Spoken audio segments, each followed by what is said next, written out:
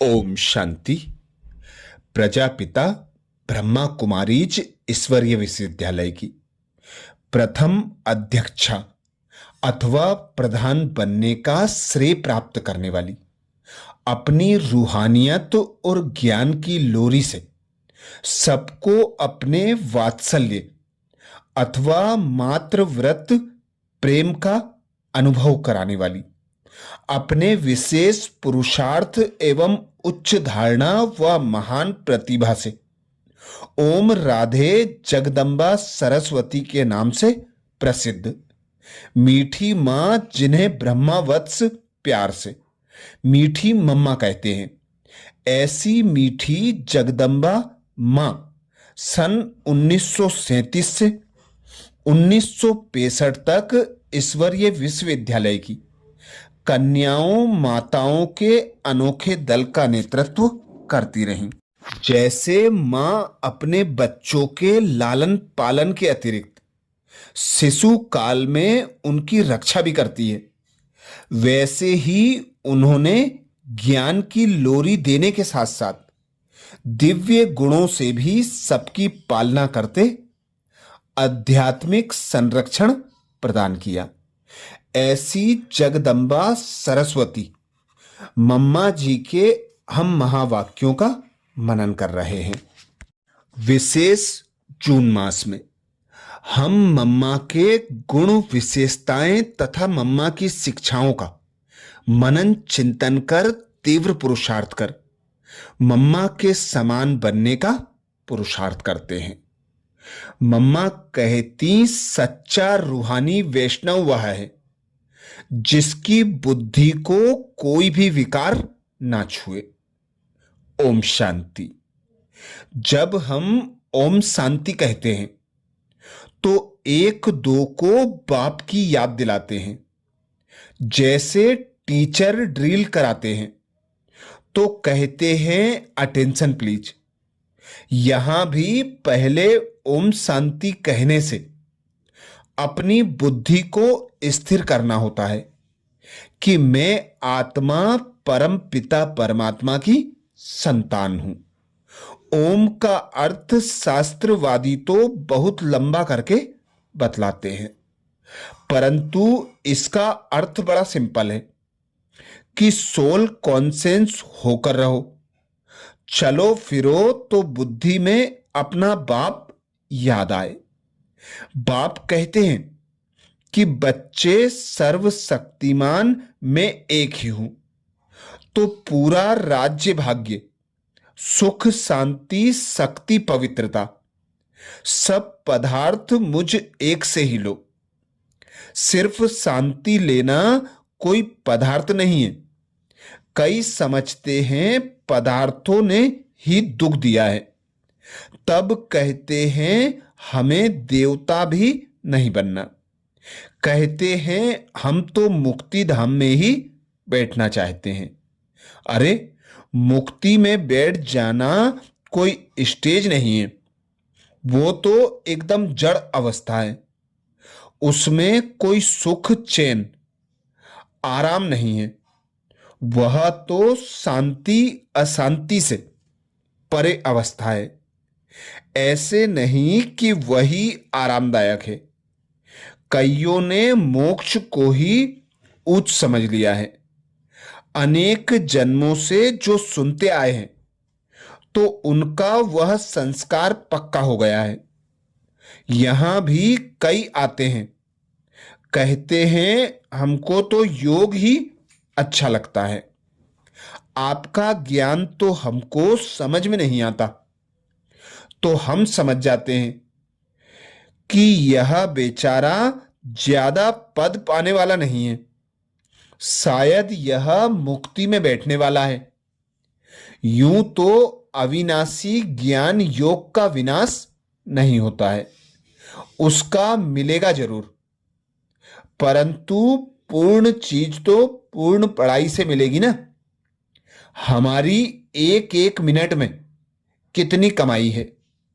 मुख्य है मन वचन और कर्म पर अटेंशन, क्योंकि मन में भी अगर व्यर्थ आता है तो वह भी समय वेस्ट होता है। तो अपने समय की भी सेफ्टी करनी है। उसे भी जितना हम सेव करें उतना फायदा है। तो अपने मन, वाणी और कर्म पर सेकंड सेकंड ध्यान देना है कि हम आत्मा से कोई अयोग्य कार्य ना हो। इसलिए अपने को पूरा रूहानी वैष्णव बनाना है, जो कोई विकार हमारी आत्मा को न छुए। पहले रोग है यह 5 विकार। इन रोगों से छुटकारा पाना है। कहते हैं ना, संग तारे कुसंग बोरे। तो विकारियों का संग ही कुसंग है, जिससे बचना है। ऐसे नहीं कि सन्यासियों माफिक भाग जाना है, नहीं। हमको तो उसी के बीच रहे अपने को बचाना है। हमको भी औरों के कल्याणार्थ विकारियों के संग में आना पड़ता है। जैसे देखो, कहां प्लेग की बीमारी फैलती है तो सब कहते हैं इससे दूर रहो, इनके साथ नहीं बैठो। परंतु डॉक्टर को तो उन जीवाणुओं को निकालने अर्थ जीवाणुओं से हाथ भी डालना पड़ता है। डॉक्टर को तो पेशेंट के पास जाना पड़े। तो हम रूहानी सर्जन हैं। हमें रूहों के रोगों को दूर करने अर्थ उनके संग में रहना भी पड़ता है। अगर हम भी उनसे हटे तो उनको निरोगी कौन बनाएगा? जैसे आग बुझाने वालों को कवच पड़ा रहता है तो असर नहीं होता है, वैसे ही हमको ज्ञान योग का कवच पड़ा है तो माया का वार हो नहीं सकता। अच्छा, ये विशेष महावाक्य मम्मा ने 12 अक्टूबर 1963 को सुनाए थे, जिसमें मम्मा ने विशेष अटेंशन खिंचवाया। सच्चा रूहानी वैष्णव वह है जिसकी बुद्धि को कोई भी विकार ना छुए। जितना हम बाबा की याद में रहते हैं, खुद को आत्मा अनुभव कर निराकार पिता परमात्मा को याद करते हैं और परमात्मा के दिए हुए कार्य अर्थ अपने संकल्प, श्वास और समय को सफल करते हैं, तो ही हम सच्चे सच्चे वैष्णव कहलाते हैं। तो ही हमें नई दुनिया में उच्च पद प्राप्त होता है।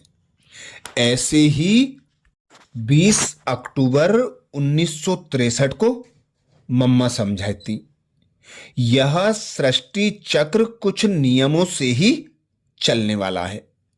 जैसे दिन रात, गर्मी सर्दी भी सभी अपने समय पर चलती है, वैसे यह सृष्टि ड्रामा भी कायदे से चल रहा है।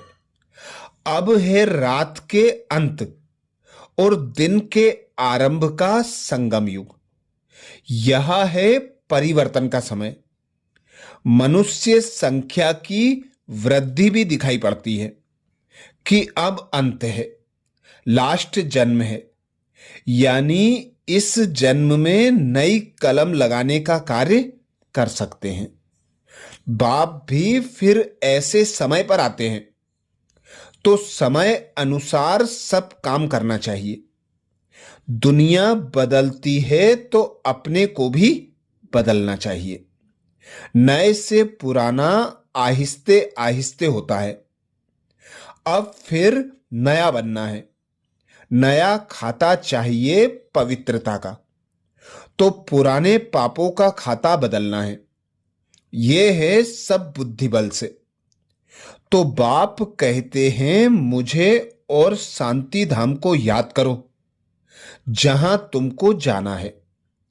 जैसे एक्टर एक्ट कर फिर घर के कपड़े पहन वापस जाते हैं, अब हमारे घर की ड्रेस है अशरीरी, देह का संबंध यहां मिला है, अब अशरीरी होकर चलना है। फिर जब नई दुनिया में जाएंगे तो इस बल से आएंगे जिसमें सदा काल का सुख होगा। अब सिर्फ ख्याल रखना है वापस जाने का। तो अब पुराने खाते को योग बल से दग्ध करना है, नहीं तो जाने में दिक्कत पड़ेगी। हम जाएंगे भी इज्जत से तो आएंगे भी इज्जत से। तो अब श्रेष्ठ कर्मों का बीज डालना है। सब बातों का अलग अलग समय है।